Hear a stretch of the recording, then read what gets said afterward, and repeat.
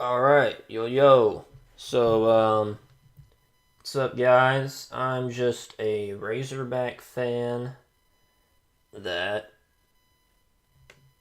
wants to make a recap video of this Florida game I was at. That's what we're going to get into here in a second. Um, just put my opinion on it, what I think about it. I put some clips together that I think were crucial points in the game where we could have done better, or player by player, whatever. So first off, I'm just going to read the box score. We lost by 9, but it felt like we lost by like 15.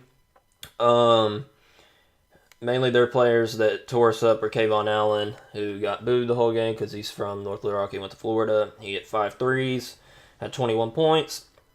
The only other guy who really got into us was Robinson. He's one of their big men. He's number 1. He dunked all over us. He had 17. He was just really athletic, big man. So those two really were their leading scorers, and those are the ones who really led the way for them. For us, Dustin Thomas went 1 for 4 from the field. He had 2 points. Wish I could see the turnovers. They had turnovers? Yeah, he had 2 turnovers, 2 rebounds. Moses Kingsley went 5 for 15. 3 for 6 from the free throw line. He had 14 rebounds, 1 assist, 4 blocks, 13 points. Most of his stats came in trash time, like they always do. Manny Watkins had 4 points, 6 rebounds, 2 assists. Dusty Hannas had 11 points, 2 rebounds. That's about it. 1 block, 1 steal. Macon put us on his back, had 22 points, 1 steal, 1 assist, 4 rebounds. Played a good game. Orlando Cook off the bench had 8 points, 1 assist, 2 rebounds, 1 block. Adrio Bailey got 3 minutes in. He got a rebound and turnover. Trey Thompson had no points, 1 rebound, 2 assists.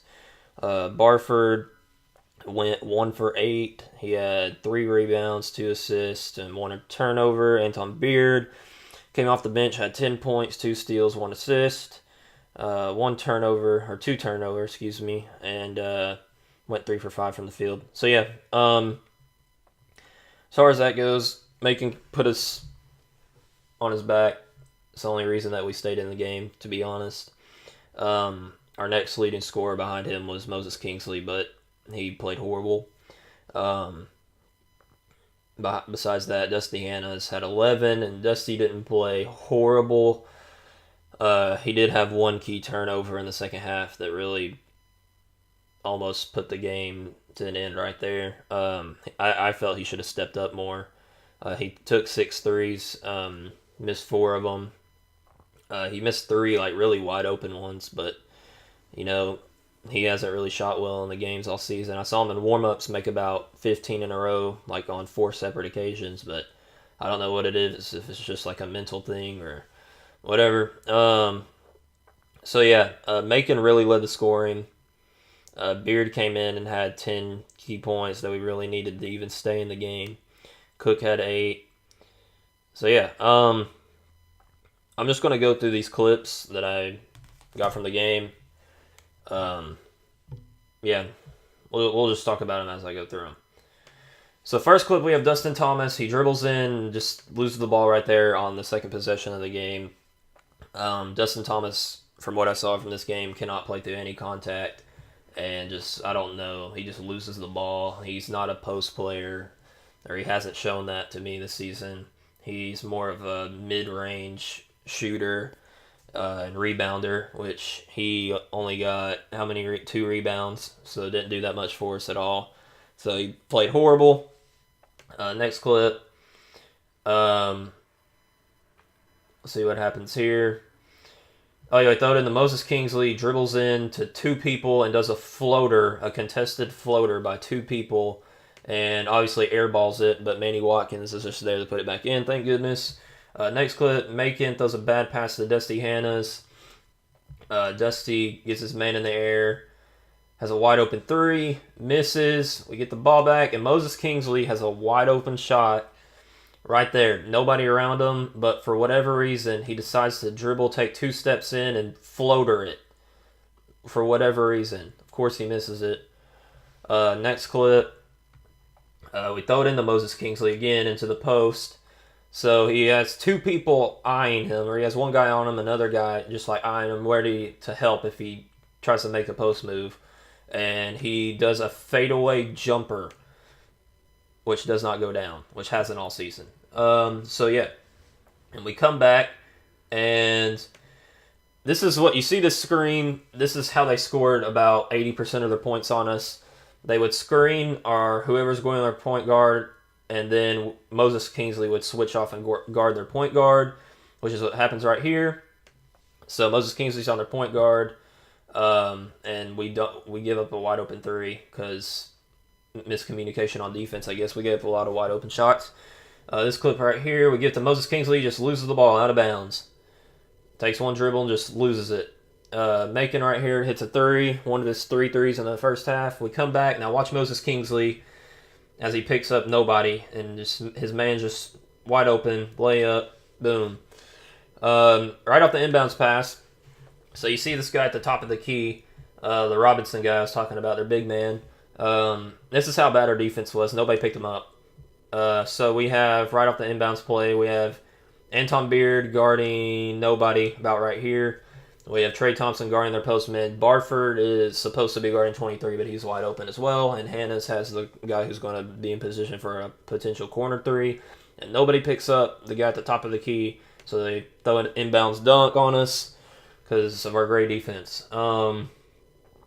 Right here, I think they do the same thing. Yeah, they screen Barford, and Moses Kingsley picks up their point guard, who easily gets by Moses Kingsley. And right here, we get out of it because Moses Kingsley blocks a shot. But like I said, with most of Moses Kingsley's blocks on the stat line, we don't get the ball back. He either blocks it out of bounds, or he just, whatever happened right there, he blocks it and the other team gets it right back. So they're going to do the same thing again. They're going to bring Moses Kingsley up to switch because they know he's going to switch because we're predictable. And they blow by Moses Kingsley again, except this time they score, and Moses Kingsley gets dunked on. And yeah, so right here, Dustin Thomas has the ball. This is his only points of the game. Was a horrible shot. He dribbles in, has 3 people contesting this shot. He just throws it up, and it just happens to roll in. We'll take it. Yeah, so right here, Macon drives in. He scores. This is right out of the second half. We pick up a little momentum right here. Try to make a comeback because Macon scores right there. They come down here and turn the ball over, and they bounce it off their knee out of bounds. So we get the ball back. And Anton Beard does what he's been doing all season. He comes off the bench and makes clutch shots that gets us back into the game or gets us into a momentum run like right here. He passes. This is how the post should work. We throw it in the post, spreads their defense, gets them confused. Anton Beard hits a wide open 3, which Dusty Hannes did not do. So yeah, so we come back. We have the momentum. It's a 2-possession game. And the referees call a foul on this clean block by Manny Watkins. It was so odd. Watch how far the ball goes out of bounds. About to the first row. So that's what killed our momentum. Dustin Thomas walks right here and does that. Moses Kingsley gives it to him again, and he gets his shot obliterated. We throw the ball into the post because we feel like we have to throw the ball into Moses Kingsley, and he has to score. And we leave. Oh, Moses Kingsley. Watch. You can see right here. Daryl Macon is boxing out their big man, or trying to, while Moses Kingsley is just staring at him. He's not doing anything. He doesn't box out, so they shoot it, they airball it, and Moses Kingsley's man is right there, and he gets an easy bucket because Moses Kingsley isn't as good as everybody thinks he is. Moses Kingsley drives in right here, does whatever that is. It was a late shot clock, so I understand that, but it's not what we want. Dustin Thomas dribbles in right here, throws that mess up. Moses Kingsley misses a layup. We get the ball back. Moses Kingsley misses another layup, but he gets fouled, which he misses one free throw on it. So yeah, that's all the clips I have. Mainly I thought the reasons why we lost is because we missed a lot of easy shots, and we turned the ball over too much trying to get the ball to Moses Kingsley because for whatever reason, Arkansas fans have bought into this myth that we have to feed the ball to Moses Kingsley and our offense has to live and die by Moses Kingsley. And so, obviously, teams on the scouting report are going to guard Moses Kingsley pretty well. which they did. Which I think there's another clip in here that I didn't get that he like dribbled into three people and threw up a shot over them and obviously missed it. So yeah, Moses Kingsley is trying to do way too much in my opinion, and isn't. I mean, he's trying to do way too much, but at the same time isn't doing enough because he's not boxing out when he should be. He's not making good decisions with the ball. He had 3 turnovers, I think. He's just not playing well. Most of his stats come in trash time. So he had 14 rebounds at 13 points, but he went 5 for 15, and out of the 10 shots he missed, 9 of them were inside of the free throw line, like in the paint. So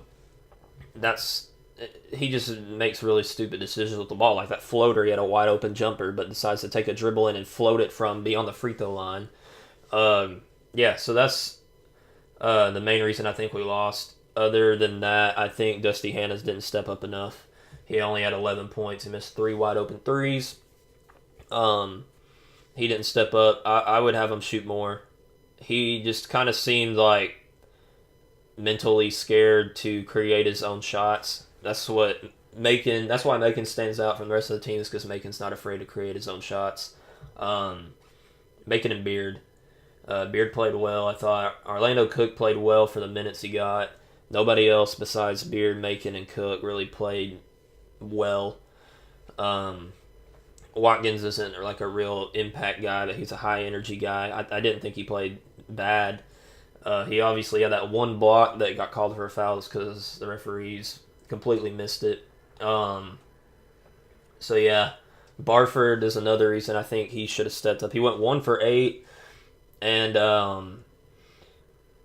most of his shots, he hit a really clean fadeaway at the beginning of the game. I thought he was going to have a good game at first. Then he missed 2 wide open threes.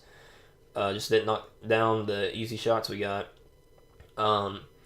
He did drive in a few times and just threw up kind of hopeful shots, not really layups. He just kind of threw it at the rim and hoped it went in.